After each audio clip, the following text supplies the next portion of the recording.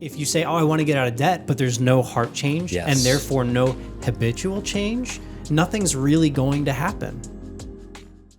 Welcome to Stewardology, a podcast where two worlds collide. In this show, financial advisor Tim Russell and Pastor Gysi are joined by me, producer Tyler Rutherford, to explore the intersection of financial stewardship and theology. Their unique perspectives help Christians and churches understand and apply a biblical framework for everyday financial decisions so Christians everywhere can grow in their walk with Christ through biblical stewardship. Before we get started, we just wanted you to know that the topics discussed in this podcast are for general information only and are not intended to provide specific investment advice or recommendations. Investment and investment strategies involve risk, including the potential loss of principal, and past performance is not a guarantee of future results. Securities and advisory services are offered through Genius Wealth Management, member FINRA, and SIPC. Without further ado, here are your hosts, Tim Russell, Gysi, and Tyler Rutherford. Hi, everybody. Welcome to another episode of the Stewardology Podcast. I'm Tyler, and I'm here with my co-host, Gysi. Hey. Good to see everybody. Tim is on vacation this week, enjoying some nice family time. That's why we got the empty chair. It's like a memoriam chair, but he's alive. He's still here. He's still with us. The chair's there as a reminder, though. Like, don't say anything dumb, Tyler. Well, this is part of the reason this year why we were bringing you on board. I think multiple reasons. Number one, Tyler, you bring such a wealth of information to this podcast, not just as a producer in the background, but the way that you and your wife are living stewardship. It's just a big win for people of your generation. Because I mean, we got quite a few years between us, and just a few. But you bring such a wealth of information. Since you've been part of this team, you've embraced it, you have taught it with us in the Life Institute team, and now we realize that sometimes one of us can't be around. Like, I do a lot of traveling with Life Institute, and Tim, he has other responsibilities. You have a little one and other responsibilities. So with that in mind, we decided, hey, let's get that third cog going here, but in a good way so that we have the freedom to keep moving forward, still keeping things on time. And I just want to say thank you for being part of not just the producing team, but thank you for so much for being part of the teaching team that's part of it. You bring a wealth of information, and thank you for that. Well, I appreciate that. Drew, I was watching something on YouTube the other day. I thought you'd find it interesting and funny and also kind of sad. If you're familiar at all with the YouTuber world and those like in the finance realm. I've seen a handful of them. There's a YouTuber that I really enjoy watching. His name is George Camel. He's actually a part of the Dave Ramsey personality universe, but he did a man on the street style video where he went around downtown Nashville and asked, how much debt do you have? And basically, what's your plan on paying it off, and go down that rabbit trail. It's actually really good stuff. But what surprised me was that when he asked people, hey, how much debt do you have? I think pretty much every person except for one really didn't even know how much debt that they had. Wow. They're like, oh, maybe around $50,000. I'm not too sure. My student loans, but they're in deferment. Or it's a big car loan, but the interest has gone up, and I don't really know how much is there. And they didn't even seem that concerned about it, which was interesting. And it got me thinking about debt and how maybe debt isn't always a money problem. Maybe it's something deeper. Yeah. And I think it'd be interesting to explore that on today's episode. And that's what we're going to do. We're going to take some time and kind of process, debt isn't always a money problem. And let's kind of take a little deeper look and see what it's about. So, but I think the first point we want to bring in is that debt often feels like a money problem. Why do you think that is? Well, you're sitting there crunching the numbers at the end of the month or at the beginning of the month, and you're like, I just don't have enough to make it work. This credit card bill is just too much. I wish I just had more money. Oh, now it's a money problem. And I think part of the reason why we feel that debt is a money problem is maybe there isn't enough money there to cover it, but it's because of the decisions that we had made previously. Absolutely. To go into maybe high interest credit card debt or buy the car that we couldn't afford. And now instead of recognizing the problem that I have with immediate gratification and going out and buying the car that I couldn't Yeah. afford, or going out and eating at restaurants that I really have no business eating at, I'm blaming it on the money and not my habits, not my desires, not my affections. Yeah, yeah. And I think that's a key point, because debt, in all reality, it's a symptom of our relationship to money, how we view it, how we operate it, our attitudes, our actions, our thoughts, the mindset that equates spending equals self-worth. Can I say I see that often on the road with Life Institute? We want ourselves to look good, and as we look good, we buy good, but the buy good is usually buy more than what we can handle. Or maybe spending is a coping mechanism. It is. Maybe they're dealing with anxiety or depression, and maybe spending is a way for them to escape the grips of whatever it is that they're dealing with, or maybe trying to avoid dealing with Exactly. at the time. And that's certainly a real issue. I know people that have codependency issues. I saw this as a pastor and one that did a lot of counseling, that have one codependency. And when they break that codependency, wonderful, great, excellent.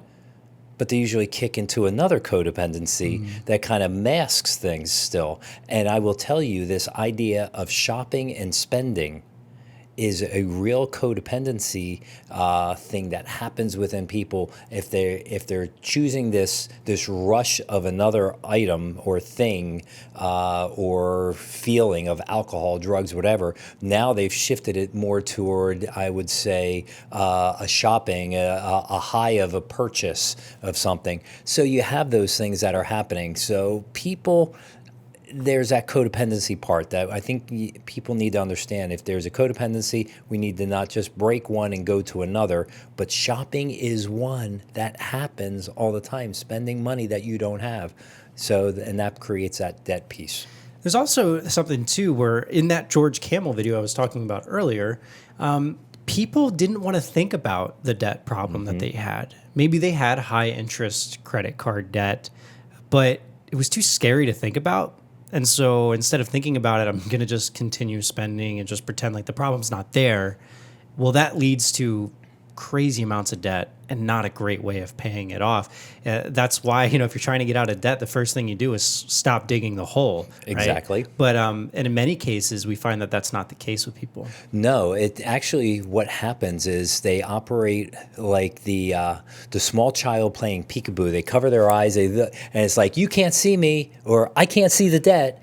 Or the old ostrich with the head in the sand, hole in the sand. Yeah. It's like, okay, I can't see anything, but when you pull your head back up, when you take your hands off, it's there staring you in the face. Right. And we try to mask it, look the other direction, but debt eventually will hit you in every direction that you look. So you might be listening to this episode and thinking, well, sure, there's times where debt is actually a money issue. Well, okay, great. Let's actually explore that a little bit, because I do agree. I think there are cases where sometimes, debt is a result of just flat out not having enough resources to cover an expense. I'm reminded of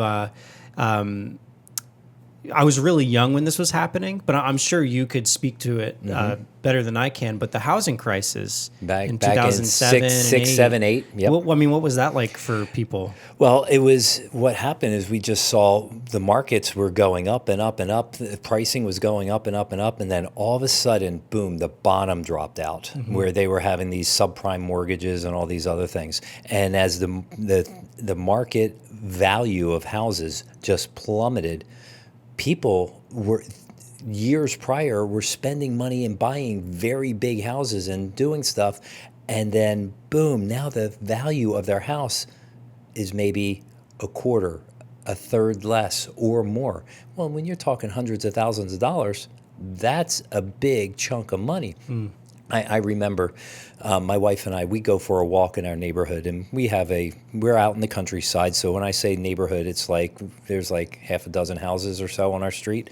And there's a creek that's about a half mile away that we go walking over, this bridge that was built 100 years ago, that we walk over that. We get to the end of the road. There's a gentleman that's in in a it's a, I think, late 1800s, early 1900s home. It's only like 800 square feet, right on the creek. And it's right there. And I remember we walk by and we talk, and when he's out there, we'll chat. And he told me that he bought his house right at the peak of this time. Like I said, 800, 900 square foot house, small house right on the creek, gorgeous, I think. But he told me just a handful of years ago that it was just then, so we're saying 10, 15 years later, he finally got himself right side up on his mortgage because of the house value coming back up, because he bought right at the peak of that time, lost so much value. And all his friends were saying, get out, just liquidate, sell. Well, if he sold, He'd be underwater. He'd be in deep water. Yeah. So with that in mind, he just wrote it out. He had a job, which was good, and he had good income, so he was able to pay his mortgage and stuff. But it took 10, 15 years till the ship righted itself. Now he's above what it was that he paid for it years ago. I feel for people like that, but the thing is, what happened is a lot of people jump in and do what their friends say is, sell, get out now before it goes. Calm down. Yeah. Calm down. It's all going to come together over time. If you have the income, you can afford the payment, which hopefully you did when you made the purchase. Continue making those payments. Allow time for the ship to right itself. Another example could be like medical expenses. Yeah. Like, how can you fault somebody for doing all the right things in life? You know, Exactly. they save a big nest egg, but then they get a diagnosis that requires, millions of dollars in treatment. Maybe their insurance either isn't that great or there's no insurance at all, which that's definitely a problem. Yeah. You should have health insurance. But yeah, like sometimes there are things that just happen, life happens, and you get into debt, and debt like actually is a money problem there. And I think it's important to know that when we're in those situations, here's the way I would process it in my mind. I'm very analytical, and I don't like not meeting goals. Amen. So if that were to happen to me, I would get really hard on myself. What did I do wrong? Yeah. Why I got into this debt, I screwed up. How in the world, what did I do? But sometimes life actually just happens. Yeah. And it's important to recognize that God is not out of that situation. Preach God it. is in that situation, and he's going to do amazing things through it and through you. And we can't forget that. Yeah. We cannot forget that. I call those the sucker punches of life. Yeah. And when I was pastoring, I saw so many people, all of a sudden, boom, it was like an overnight sucker punch comes their way. And there's a domino effect that impacts their personal finances. And I remember as a church, we would rally around, do what we can, assist in any way, shape, or form. But the bottom line is you can't put your head in the sand in those times. Like you just said, Tyler, you need to take kind of really have a head forward look and say, okay, what is it I'm in? What am I up against? What do I need to do? How can I change things on my end? I may not be able to have that nice vacation next year that I was hoping for. I need to redirect some of those funds to take care of my loved ones, myself, whatever it may be. And I think that's a very important piece. We can't money doesn't grow on trees, even though we have a money tree on our Stewardology logo, right?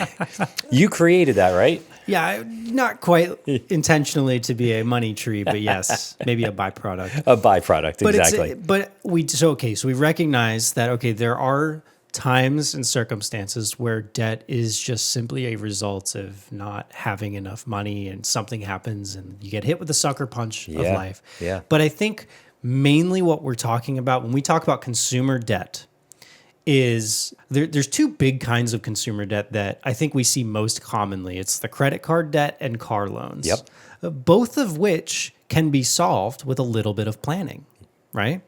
And you said it, just a little bit. Just a If little you bit of just look planning. at numbers and common sense, that part, common sense? Yeah, numbers and common sense, it could alleviate those pieces for you in the future. Exactly. So when we're talking about debt being a matter of the heart, Yeah. I think what we're what we're getting at is, again, it's not always a matter of the heart, but what we're getting at with consumer debt is, okay, I really want a car to drive to work. I need a new car. Well, there's a couple ways we can process that thinking, right? Are we thinking about, I want a new car because I want to show people how cool and I am, and how high status that I can look in all of this? Or are you looking to buy all the latest gadgets and putting it on a credit card? You know you can't afford them in your cash flow, but you say, you know what, I really want the appearance of looking successful. That's a matter of the heart. Yeah. There's a number of things we could go into, but that is a matter of the heart. There might be gratification issues there. There might be pride issues there, selfishness issues, all kinds of things that when you look at consumer debt, I think a lot of the time we go in that category of a heart issue. I think that is so well said. And I believe that our society is helping to drive those that are within the church into greater heart issues, greater heart challenges, because marketing, it's telling you what you need, or at least that's what they say. And the question is, can we turn that off? Right. Like I said earlier, there's a couple ways to think about maybe a car purchase, or maybe you like gadgets, cool. But like I do. And I like both cars and gadgets. I'm in trouble. Yeah, there you go. Two very expensive things that depreciate very quickly. Very like overnight. Well, okay, I need a car because I need to get to work, right? Well, you don't need to get the $30,000-$40,000 car to show off your status, because in reality, if you can't afford to buy that car in cash, you're probably lying about your status by driving that car. Exactly. But what you could do is save up, buy a used car, buy a beater, let someone else take the depreciation. Bingo. And get a car that you can A, own, and B, will work. Yeah. And you're good to go, right? And a lot of people don't process, and I see this when I do stewardship reviews. They go and they get the new car, and they can afford the car payment, but then they don't realize that there is an insurance cost too. For sure, yeah. And insurance pricing over these last couple of years since the pandemic has exponentially grown, exponentially. And you now have to run full coverage on that vehicle. Well, you probably should on most vehicles, but you have to because the bank owns the vehicle. And it's expensive. And they get you, and it is so crazy. So a lot of people factor in, okay, I can afford this monthly payment, but they don't factor in I can afford the insurance monthly or 6-month payment. Right. Well, there's a example we give during our stewardship lifestyle seminar with Life Institute, where what's the difference between saving up for a car and loaning money for a car? And it's crazy, right? I actually had this conversation with somebody recently, and it unlocked something in their head. It said, hey, did you know that instead of paying like a 5 or 6 year car loan, what if you grind it out really hard for a few years, maybe you saved up for 5 or 6 years, made that car payment to yourself, got interest on that money you're saving, and then you go buy that car. So what if the car cost $20,000, you saved up $16,000 or $17,000, and the rest was interest that you made?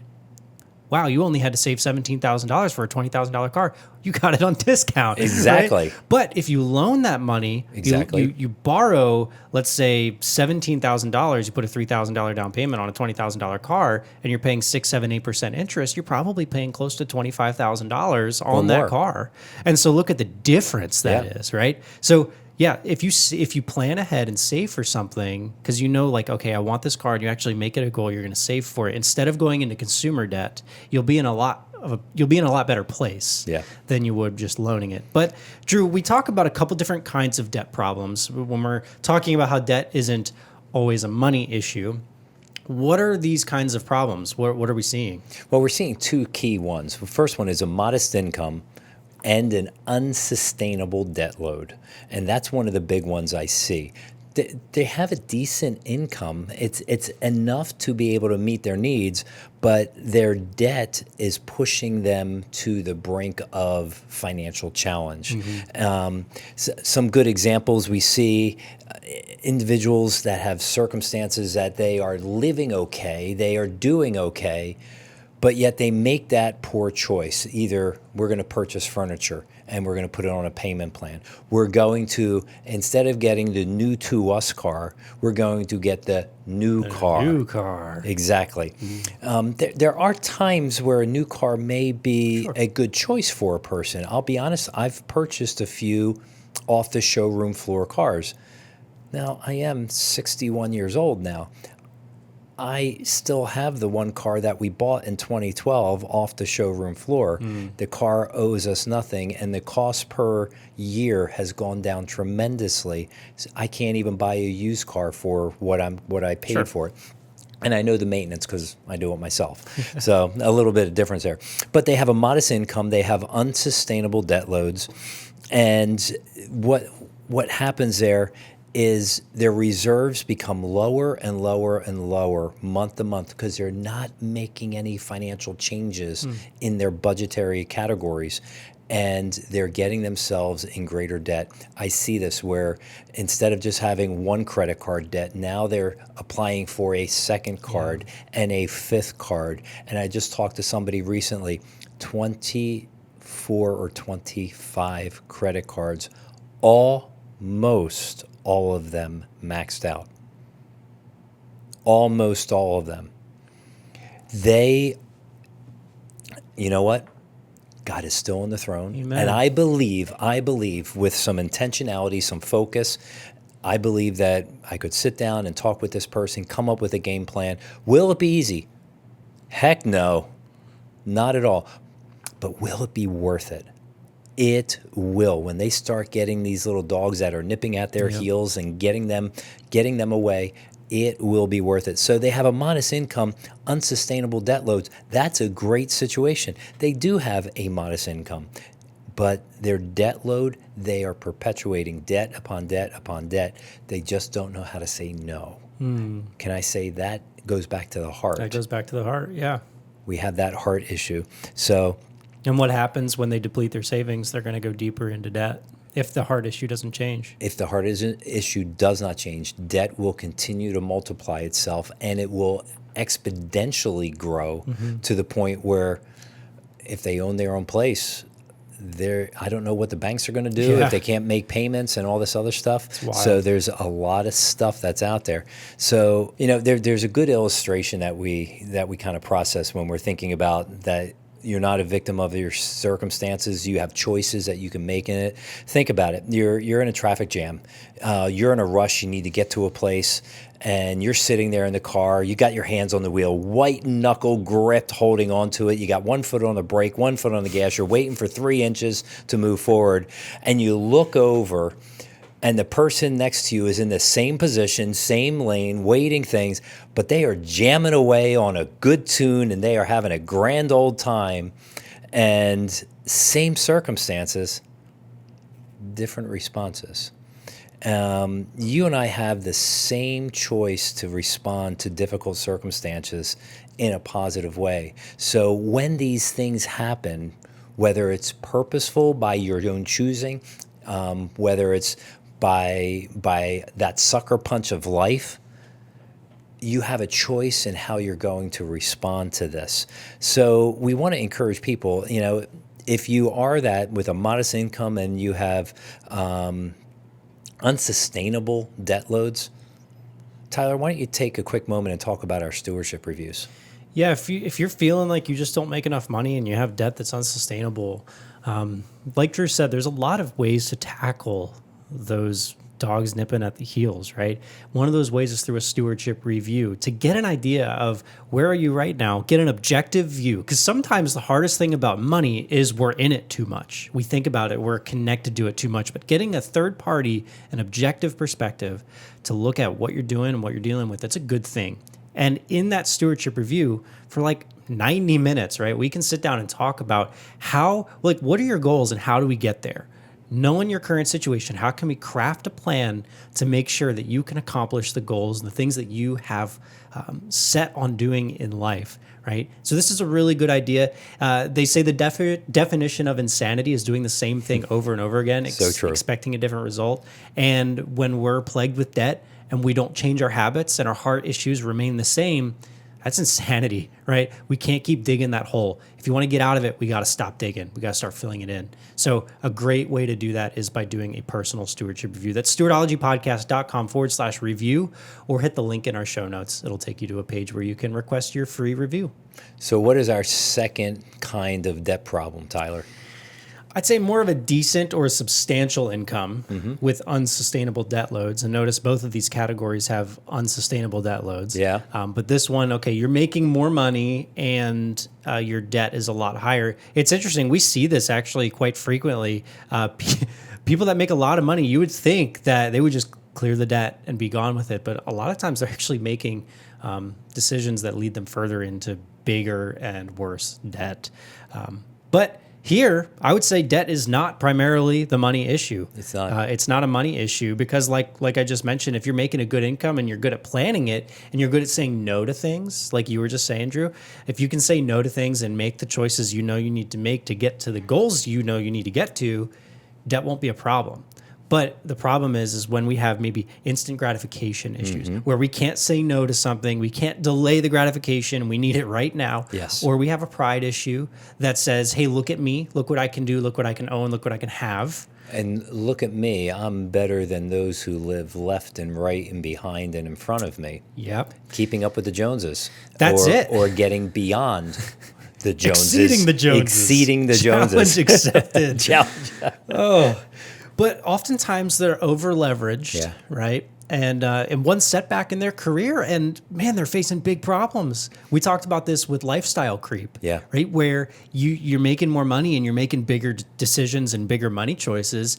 And if you're going into debt expecting that you're going to keep this high income forevermore and something changes, well, we just created a world of trouble for ourselves because now we won't have a way to pay back the debt. We're going to face bigger consequences. Yeah. It's not just going to be stressful because we can't pay the bill. It's going to be stressful because maybe a bank is going to come knocking at your door and saying, hey, pony up. Yeah. You know, you borrowed this money. We want it back. I met a couple a while ago, and they have a very high six-figure income, amazing six-figure income. And I mean, everything appearance-wise was immaculate, impeccable, spot on, beautiful, amazing. But they over-leveraged themselves. The house of cards is going to crumble. And I told them that because the gentleman's older than me. He's not going to be able to sustain that workload for many more years. And the thing is, their ownership is almost at a zero. Everything's been leveraged. It's going to be a challenge. But as the world looks at them, they got it made. They got it together. Everything is looking great and wonderful. But when the balance sheet looks at things, it's screaming, saying, you're in a pretty big hole. Let's say this is the category that I feel like I can relate to. And, you know, I've always been open with you guys, our listeners, about the fact that, you know, my wife and I carry student loan debt. My wife's a doctor, and it's hard to cash flow. And she's amazing too. Oh, she's great. You know, I wouldn't trade it for the world. But anyway, I feel like I can relate to this because combined, we have a pretty good income. But when you look at our pie of income, a huge portion of it is student loan debt because of the fact that we took a track to have a higher income by taking student loan debt. It's like we have more to worry about because of the student loan debt for a period of time until it's gone. So we have like a decent, substantial income, but the debt load per month is also substantial, right? And that creates problems for us. It creates stress. Now, praise the Lord, we have no other debt besides the student loans. And I'm committed to saying... And that's intentional. Oh, that's very intentional. Yeah, I told my wife, you know, it's kind of like there's a carrot in front of us. We want to own a home. But I tell her, like, hey, our debt to income ratio is already probably a little too high. So if we go get a car loan, say goodbye to that mortgage. And I might be a little dramatic, but I do that intentionally to keep us from making decisions that lead us into other kinds of debt. Specifically, we are committed to never going into consumer debt as much as we can help it. And that's not to look down on others who have it. That's just the choice of where we're at in life and trying to get out of the student loan debt. We're trying to dig out of our own hole. But Drew, this reminds me of maybe a third category. Okay, let's say the debt load is sustainable. Mm-hmm. Maybe it's smaller amounts, and that's all relative anyway, right? Right. But let's say high income, sustainable debt. What would your initial reaction be? Because I know there's people out there that would be like, "Oh, but I make $100,000, and what is the $300 a month car payment? It's like nothing. Who cares? I could save and invest the rest." What would your response be to that? I have two kickbacks to that. Number one is if your income can afford the debt, though I'm not a fan of it, okay. Sure. I am not anti-debt, but I want to be wise. So if I'm going to get that $300 is not a car loan anymore. Oh no, it's like more 5, like 6 6 plus. So in my processing, if the person is choosing to get a car loan instead of saving for that, it's just not a wise choice. Sure. So, but if they can sustain it, I'm not going to throw anything at you. I'm not going to be mean to you. I may just challenge your thinking process. Sure. For future and say, you know what, maybe if you, instead of spending that $600 because you have a sustainable income or decent income, maybe consider yourself paying that $6, but take another $100 too and throw it into a bank account, a high yield savings bank account, and start saving for that car when that one's ready to be out the door. So the bottom line is that you have some money for that next vehicle. Mm-hmm. So I think it's more of a wisdom piece. It's not going to be a numbers piece, but I will always challenge somebody if they're saying, well, I can do this. And okay, if you have a choice between either paying interest or earning interest, every time in my mind, I'm always game, let's earn some interest. Let's earn it, yeah. instead of paying the interest. Amen. But again, no fault. I'm not an anti-debt person, but let's use debt in a wise fashion. Appreciated things. I've shared this many times on the podcast. I keep on trying to convince my wife that a purchase of a brand new Harley Davidson is a very solid choice. And she would probably say, no. But I get that. I know that because I don't have the money to pay for a Harley Davidson. So I would have to do a finance thing, and that would have to pay for many years over that. And that $20,000 Harley will turn out to be $30,000 in the end when I pay it off. Not wise. Yeah. If it's a want, like if it falls in the needs versus want, if it's a want category, pay cash. Yeah. Like Amen. And can I say, Tyler, you and I have gotten to know each other, and we talk a lot about behind the scenes about personal money, finance, because that's how we live around here. And you yourself, you and your wife have been very intentional with your car purchases. Mm-hmm. Am I right in saying that? Yes. The last car we had a loan on, I bought before we got married, a couple of years before we got married. And it's funny, the salesman was, he was like weirded out by me because when I walked in, I said, I want my payment to be under $200 a month. And I want this car. This is what I have to put down. I already did the math ahead of time. Yeah. And so they couldn't upsell me. Like, they were kind of annoyed by that. But I'll take it. I'll take it. But I had a plan. Like, there were other things going on where I couldn't buy this car in cash. Just didn't have enough. I was saving for other things like a wedding. Yeah. And I had the plan, okay, if I can just spend $200 a month on this car and get a 5-year loan, I could pay it off in 2 years and start saving because that car will be reliable. Mm-hmm. It'll be new enough where I can save enough to buy the next car in cash. And my wife's car, we were able to buy in cash because we had saved and other things. And just this past fall, we had a kid not too long ago. She's almost 2 now. Yeah. And she's cute. Oh, she's awesome. But our cars were like cheap, small cars that were affordable to us. Right. And we decided that for me, like I love driving sticks. We sold the stick car and used the money that we had saved to buy a family car in cash. And I'll tell you what. To know that you own both of your cars is just such a weight lifted off your shoulders. Amen. And it took some planning and some work, but we were able to get there. And it's not saying like, oh, look at us, we did it. It's just saying, hey, you can do that too. I would love a Toyota Tacoma personally. That's like the truck I want. Or a there's 4Runner. 2 of them in our parking There's lot. already so many of them here. Yeah. And Tim, you love yours. But anyway. But if it's missing someday, you know where to go, Tim. I would really love one, but I also am committed to the idea where like, okay, if I ever want to get one, I don't want to go into car loans for it. So I got to save up. Yeah. Got to save up. There's no other way around it. Yeah. Or get something that I can afford. But okay, let's start creating the runway to end this episode. What do we do? There's a problem, right? There's a money problem. And I think there's a reason why God uses money so much in Scripture to teach other things. It's because it's really connected to our heart. Yeah. And like we don't operate without thinking of money. Like it's just something we're always processing. So there's a couple of truths we have to acknowledge. Number one is we spend our money on what we love and value the most. So true. So just think about that. I'm not going to throw any stones right now, but just think about your own spending habits. You know, if we're spending a lot on debt, like, was it worth it? Do we love that a lot? Like what's going on in our heart? How we spend our money shows where our true allegiance lies. Oof. It's an important truth we have to recognize. That can be a sucker punch when you really look into what you're spending money on. Yeah.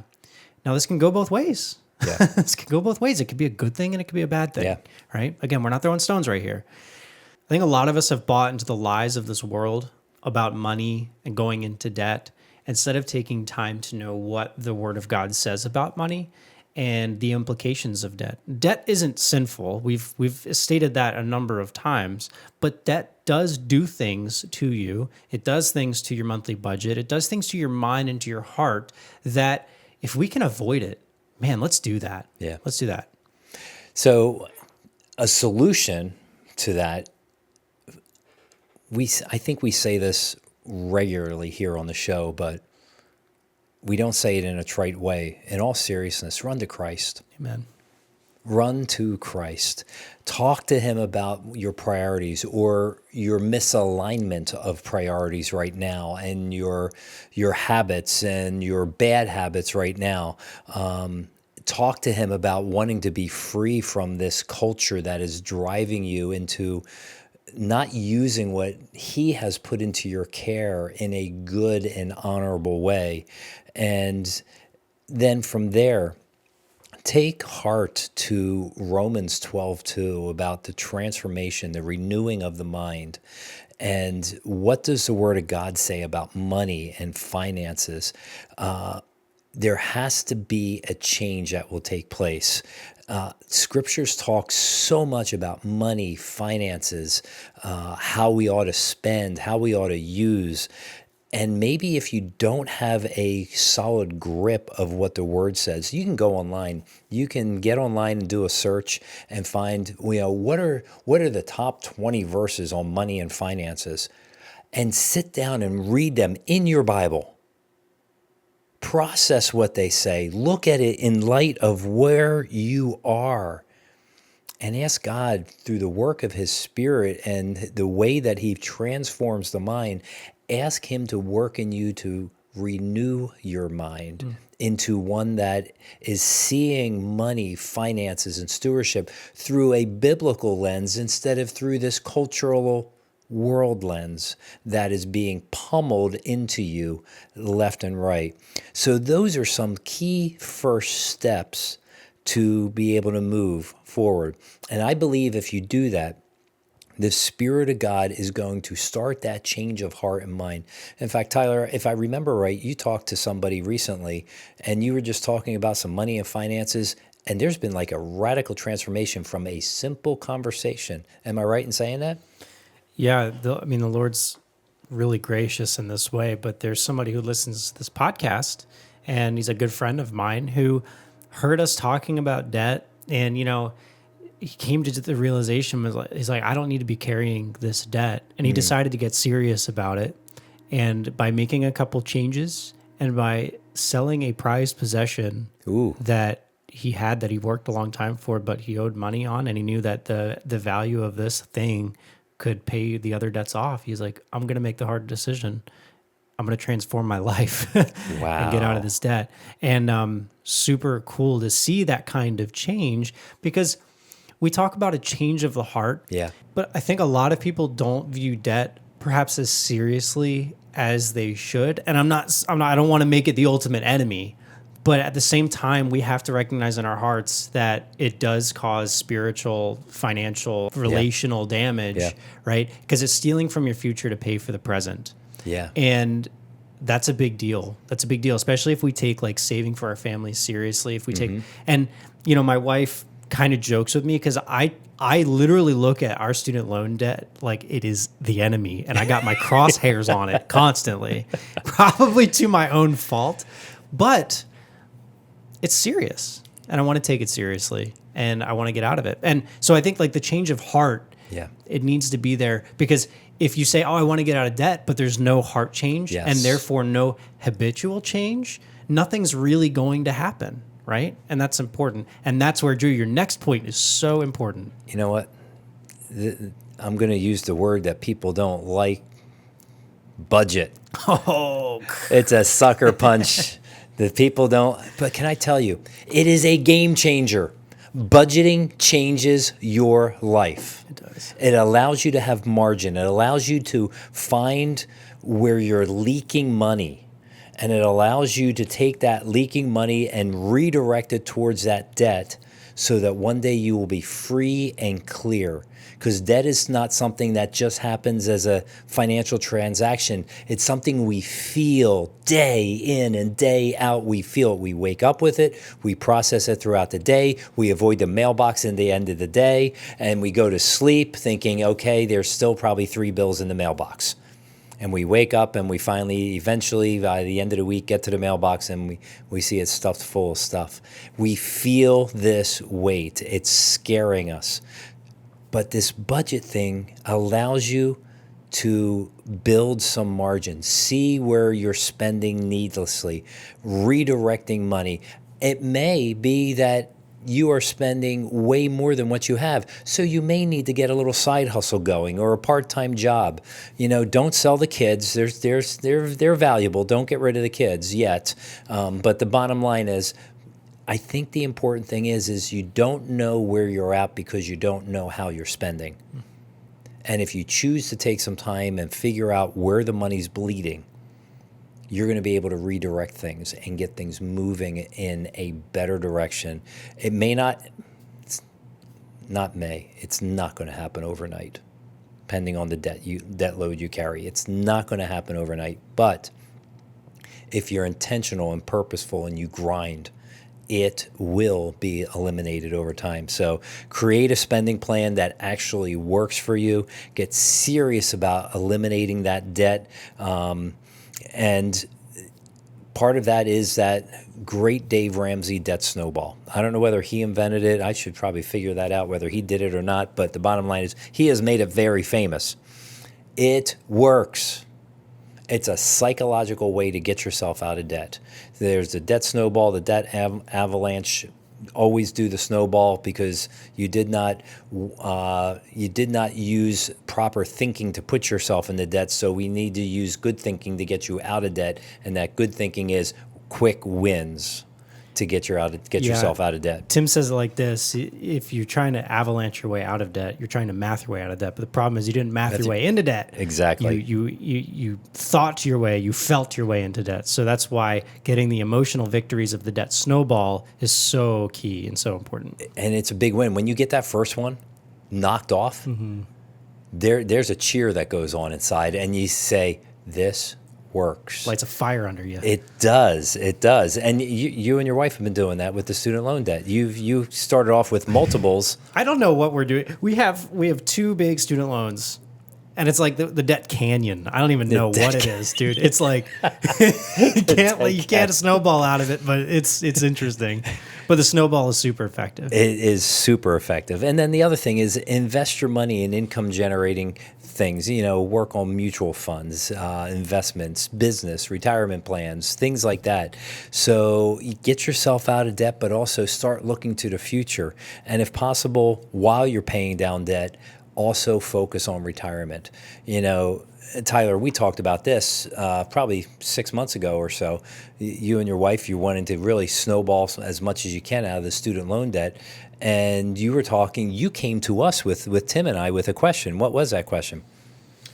Well, I asked, I said, Well, so the question is actually surrounding a house savings plan. So, we changed our living situation to something that's a little uncomfortable for a year or so. Yeah. But it allows us to save some more money.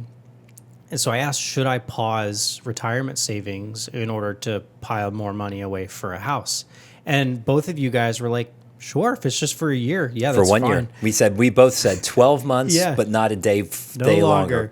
Well, I brought it to my wife, and I was surprised by her response. She was like, no, I think we should still be saving for retirement. And honestly, in my heart, I was kind of the same. So I was like, all right, well, we're going to go ask the financial advisors at work what they think and ignore the advice. But actually, like, I do think that in marriage, unity needs to be like the most important thing. Amen. And so if both of you aren't on the same page, just get on the same page and do what's going to work for you guys. But yeah, especially when it comes to debt repayment and what methodology you use and how aggressive you are and all this stuff, you and your spouse need to be on the same page in order to make it happen. Critical. Yeah. And the thing is, just because you have advice that comes your way, it doesn't mean you always have to accept that advice. Sure. And because we were saying, hey, 365 days, period, nothing more. 1 year that you can amass some more money so you're not putting things into the retirement plan for 1 year, but not a day longer. Yeah. That's what our recommendation was. But I think the very good choice, again, I don't fault you. In fact, I applaud you. You and your wife made a very stern choice saying, no, we're going to continue this path. And guess what? Because you have many years until that day that you're going to need those dollars will multiply many times over. So good choice on your part. So as we get into the end, I want to focus on a Bible verse just to remind us of something. But it's from Luke 16:13. It says, "No one can serve two masters. Either he will hate the one and love the other, or he will be devoted to the one and despise the other. You cannot serve both God and money." So as we wind down, I want us to think about it as in, where is your allegiance? Is your allegiance to the world and the immediate gratification of getting new things, of maybe showing off status that you may or may not actually have? Are you worried about the world too much to the point where you're making that the idol? Or are you focusing on what the Word says about money and about what God has for you with all of the wisdom found in His Word? Where is your allegiance? And quite frankly, I think we've all been to the point where we've maybe prioritized things of the world a little too much. It's okay to recognize that. I know I've been there, and I still struggle with that sometimes. Yeah. I don't think anybody's above that. But it's a good reminder that we should ask ourselves constantly, where is our allegiance? So as we wrap up our time together, let's take some insight and turn it into action with 3 simple steps, maybe 4 simple steps to work through. Number 1, pray. If you're married, pray with your spouse. That's an important piece.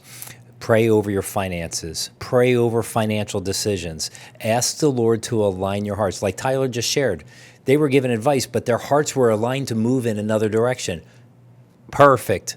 Don't go away from that. Align your hearts about money and finances and possessions. And also, have a heart check before any non-essential purchases.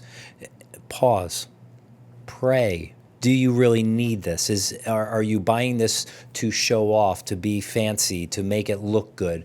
Or is it really more of a need category for certain things? Process, what is that purpose? And let the Spirit of God guide you through that. Now, I'm not saying pray over the bologna sandwich or the peanut butter jelly sandwich. Pick whichever one you want. Go whatever your palate will enjoy for that time. But I'm talking more of substantial purchases. Process that and allow the heart to be influenced by the Spirit of God and the Word of God and through prayer. A practical move also is to choose a single debt that you have that you want gone.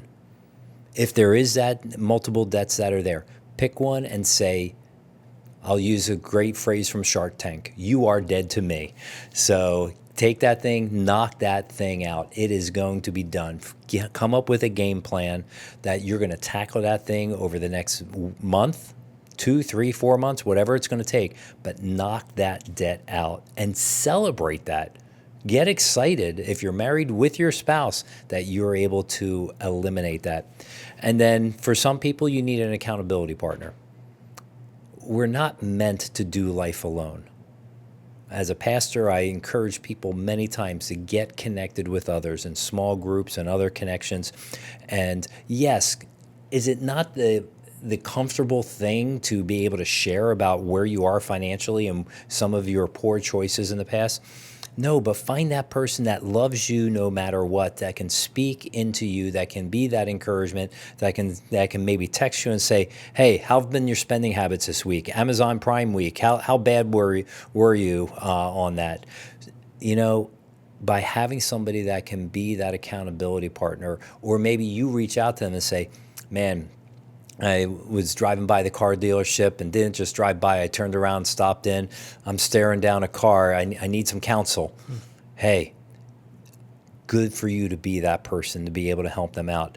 And ask them to check in with you weekly and maybe even monthly, a couple times a month, to cheer you on, to remind you of the goals that you have set so you can actually make that thing happen. By combining this biblical and prayerful reflection and bringing in some accountability pieces with some support with individuals that you know and trust and love you, you're not going to see just that debt being erased, but watch it get defeated in the heart. Watch it be eliminated. So we want to encourage you. Consider those few steps and take such great action, all for the glory of God. We want to thank you for joining us today on the Stewardology Podcast. Make sure you schedule that free stewardship review to make sure you can get on the right track with your personal finances. All right, take care. God bless. And until next time, Hebrews 13:5 says, keep your lives free from the love of money and be content with what you have, because God has said, never will I leave you and never will I forsake you. See you next time. Thanks for joining us on the Stewardology Podcast, where financial stewardship and theology meet. We'd like to help you take your next steps in biblical financial stewardship. Subscribe in your podcast provider to get the newest episode delivered to you every week. Leave a 5-star rating and review to help new listeners find the show. Take advantage of your free personal stewardship review at stewardologypodcast.com/review. Be sure to follow us on social media and visit our website at stewardologypodcast.com for tons of free resources and hundreds of free episodes. You can also leave episode ideas at stewardologypodcast.com/idea. Remember, Psalm 20, verse 7, some trust in chariots and some trust in horses, but we trust in the name of the Lord our God. See you next week.